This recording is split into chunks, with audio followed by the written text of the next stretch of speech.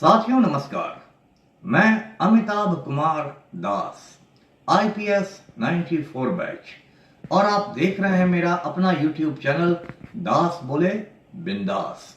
क्योंकि जब बुज़दिलों ने मुंह में दही जमा लिया हो तो दास का बिंदास बोलना जरूरी हो जाता है। साथियों, खबर आ रही है कि आंध्र प्रदेश के मुख्यमंत्री चंद्रबाबू नायडू जल्दी ही नालायक प्रधानमंत्री नरेंद्र मोदी को गच्चा देने वाले हैं। अगर नायडू ने सचमुच में ऐसा कर दिया तो मोदी की सरकार गिर जाएगी। इस वीडियो को आखिर तक दिल थाम कर देखिए, ये बहुत रोचक और ज्ञानवर्धक वीडियो है। साथियों, कहानी शुरू से शुरू करते हैं। पिछले साल मई में लोकसभा चुनाव हुए और 4 जून को वोटों की गिनती हुई। जब गिनती हुई तो पता चला कि भारतीय जनता पार्टी को सामान्य बहुमत भी नहीं मिला है, सिंपल मेजोरिटी भी नहीं मिली है। सामान्य बहुमत के लिए 272 का आंकड़ा छूना था, लेकिन भारतीय जनता पार्टी 240 पर ही अटक गई। जबकि मोदी ने वोट चोरी की, वोट डकैती की, चुनाव आयोग के साथ मिलकर सारे कुकर्म किए, तब भी 240 के आगे बात नहीं गई। अब मोदी को यह फैसला करना था कि उसकी सरकार बनेगी कैसे। तो चुनाव में चंद्रबाबू नायडू की तेलुगु देशम पार्टी को 16 एमपी मिले थे और पलटू राम की जनता दल यूनाइटेड को 12 एमपी मिले थे। कुल मिला के 28 सांसद तेलुगु देशम और जनता दल यूनाइटेड के पास थे। तो मोदी ने चंद्रबाबू नायडू के पैर पकड़ लिए, पलटू राम के पैर पकड़ लिए और दोनों का समर्थन लेके, सपोर्ट लेके अपनी सरकार बना ली। अब देखिए, चंद्रबाबू नायडू ने मोदी क्यों सपोर्ट किया, इसको समझना जरूरी है। तो आपको याद होगा कि कुछ साल पहले आंध्र प्रदेश राज्य के 2 टुकड़े कर दिए गए थे और तेलंगाना एक अलग राज्य बन गया था। आंध्र प्रदेश की जो राजधानी थी हैदराबाद, आप जानते हैं वो 4 मीनार और बिरयानी के लिए मशहूर है। हैदराबाद जो है वो शहर चला गया तेलंगाना में। तो यह तय किया गया कि 10 बरस तक हैदराबाद तेलंगाना और आंध्र प्रदेश की संयुक्त राजधानी रहेगा, ज्वाइंट कैपिटल रहेगा, और 10 वर्षों में आंध्र प्रदेश अपनी एक नई राजधानी बना लेगा, अपना नया कैपिटल बना लेगा। तो फैसला लिया गया कि आंध्र प्रदेश में एक ऐतिहासिक शहर है अमरावती, उसी को नई राजधानी बनाया जाए, उसी को डेवलप किया जाए। अब ये छोटा मोटा प्रोजेक्ट नहीं है अमरावती का प्रोजेक्ट, इसके लिए हजारों करोड़ रुपए चाहिए। भारत सरकार से भी मदद लेनी होगी, ये सिर्फ आंध्र प्रदेश सरकार के बूते की बात नहीं है। तो चंद्रबाबू नायडू ने नालायक नरेंद्र मोदी को इस शर्त पर सपोर्ट किया कि भारत सरकार अमरावती प्रोजेक्ट के लिए खुलकर पैसे देगी। मोदी की मजबूरी थी, उसे यह शर्त माननी पड़ी। अब पिछले 1-1.25 साल से यह सरकार चल भी रही है, लेकिन अचानक देश में एक बड़ी घटना हो गई। जो भारत के उपराष्ट्रपति थे, वाइस प्रेसिडेंट थे जगदीप धनखड़, उन्होंने अचानक इस्तीफा दे दिया। धनखड़ ने अपने इस्तीफे में कहा कि वे हेल्थ की वजह से, सेहत की वजह से इस्तीफा दे रहे हैं। ऐसे बच्चा जानता है कि धनखड़ पर बीजेपी का दबाव था और दबाव की वजह से उन्हें इस्तीफा देना पड़ा। तो उपराष्ट्रपति की कुर्सी जब खाली हो गई तो अब उपराष्ट्रपति के नए चुनाव होने वाले हैं और उसके लिए 9 सितंबर की तारीख मुकर्रर की गई है। ये एनडीए गठबंधन और इंडिया गठबंधन के बीच सीधा मुकाबला होगा। तो एनडीए गठबंधन ने उपराष्ट्रपति पद के लिए अपना उम्मीदवार बनाया है सीपी राधाकृष्णन को, जो तमिलनाडु के रहने वाले हैं और इस समय महाराष्ट्र के गवर्नर हैं, राज्यपाल हैं।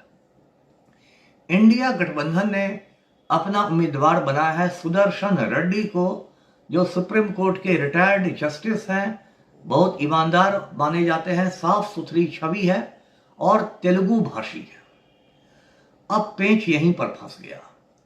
देखिए, तो चंद्रबाबू नायडू की तेलुगु देशम पार्टी है, उसकी बुनियाद ही रखी गई थी तेलुगु अस्मिता के लिए कि तेलुगु लोगों के मान सम्मान को बचाने की हम लड़ाई लड़ेंगे।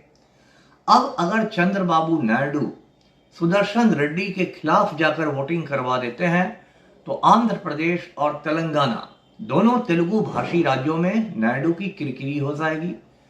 उनके विरोधी कहेंगे कि जब एक तेलुगु भारत का वाइस प्रेसिडेंट बनने वाला था तो नायडू ने उसको लगड़ी मार दी। तो इसके लिए चंद्रबाबू नायडू के लिए एक बड़ा धर्म संकट खड़ा हो गया है ना, सांप छछूंदर वाली स्थिति हो गई है। तो अब क्या हो, तो अब ऐसी सुगबुगाहट है कि 9 सितंबर को जब उपराष्ट्रपति पद के लिए वोटिंग होगी, राज्यसभा और लोकसभा के सांसद वोट देंगे, तो तेलुगु देशम पार्टी के जो एमपीज हैं, सांसद हैं, वो क्रॉस वोटिंग कर देंगे। क्रॉस वोटिंग का मतलब यह है कि अपनी पार्टी या गठबंधन के खिलाफ जाकर वोट दे देना। मतलब वो राधा कृष्णन के खिलाफ जाकर सुदर्शन रेड्डी के सपोर्ट में वोट दे देंगे। और अगर सच में सुदर्शन रेड्डी जीत गए तब तो नरेंद्र मोदी की नाक कट जाएगी, कान कट जाएंगे, बहुत कुछ कट जाएगा। इज्जत का फलूदा बन जाएगा मोदी के। ऐसे ज्यादा इज्जत बाकी नहीं रही है मोदी की, लेकिन जो थोड़ी बहुत 5-10 ग्राम बची है उसका भी फलूदा बन जाएगा। अब देखिए, जो चंद्रबाबू नायडू है, ये सियासत का एक पुराने खिलाड़ी है। इन्होंने अपने ससुर की पीठ में खंजर मार के चीफ मिनिस्टर की कुर्सी हथियाई थी। चंद्रबाबू नायडू के ससुर हुआ करते थे एन.टी. रामा राव, जो तेलुगु फिल्मों के बहुत बड़े स्टार थे, खासकर धार्मिक फिल्मों में, रिलीजियस मूवीज में दिखाई देते थे। 1982 के आसपास रामाराव ने एक पार्टी बनाई, तेलुगु देशम पार्टी, और कहा कि वो तेलुगु भाषियों की इज्जत की लड़ाई लड़ेंगे।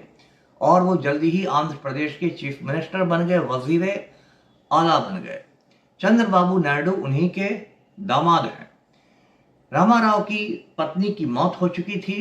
चंद्रबाबू नायडू सोचते थे कि रामाराव का उत्तराधिकारी मैं ही बनूंगा, एयर मैं ही बनूंगा, रामाराव की विरासत मैं ही संभालूंगा। लेकिन बुढ़ापा में एन.टी. रामाराव ने अचानक लक्ष्मी पार्वती नाम की एक महिला से शादी कर ली, जो उम्र में रामाराव से बहुत छोटी थी। तब चंद्रबाबू नायडू के हाथों के तोते उड़ गए। उनको लगा कि अब तो लक्ष्मी पार्वती ही रामाराव की विरासत संभालेगी। तो चंद्रबाबू नायडू ने पार्टी में बगावत कर दी। हैदराबाद में एक होटल वायसराय है, उसमें उन्होंने पार्टी के विधायकों को जमा कर लिया और बगावत करके रामाराव का तख्ता पलट दिया और खुद आंध्र प्रदेश के चीफ मिनिस्टर बन गए, वजीर आला बन गए। रामाराव को ऐसा सदमा लगा कि जल्दी ही उनका इंतकाल हो गया, रामाराव की मौत हो गई। तो चंद्रबाबू नायडू जो अपने ससुर के नहीं हुए, वो मोदी जी के हो जाएंगे, इस पर सबको थोड़ा शक रहता है। और 9 सितंबर को चंद्रबाबू नायडू कोई बहुत बड़ा गुल खिला सकते हैं, और यदि गुल खिलाएंगे तो उसके बाद साफ है कि वो एनडीए से बाहर भी हो जाएंगे। और हो सकता है, इसकी भी चर्चा है कि इंडिया गठबंधन ने नायडू को प्राइम मिनिस्टर पद की कुर्सी का ऑफर दिया है। नायडू इसका भी ख्याली पुलाव पका रहे हैं कि मैं भी हिंदुस्तान का वजीर आजम बन सकता हूं, जैसे देवगौड़ा बन गए थे एक समय में। तो आने वाले जो दिन है वो हिंदुस्तान की सियासत के लिए बहुत दिलचस्प हैं। और नालायक नरेंद्र मोदी सभी मोर्चों पर घिरता दिखाई दे रहा है। कभी डोनाल्ड ट्रंप से जूते खाता है, कभी ममता बनर्जी से चप्पल खाता है, कभी राहुल गांधी उसको चोर बोलता है। तो मोदी के जो दिन है वो बड़े कठिन होने वाले हैं। जो मोदी का 75वां बर्थडे है, अभी 17 सितंबर को आएगा, उस दिन मोदी की इज्जत का फलूदा बन जाएगा, मोदी की दुर्गति हो जाएगी। तो वीडियो को लाइक कीजिए, शेयर कीजिए, चैनल को सब्सक्राइब कीजिए। धन्यवाद। जय हिंद।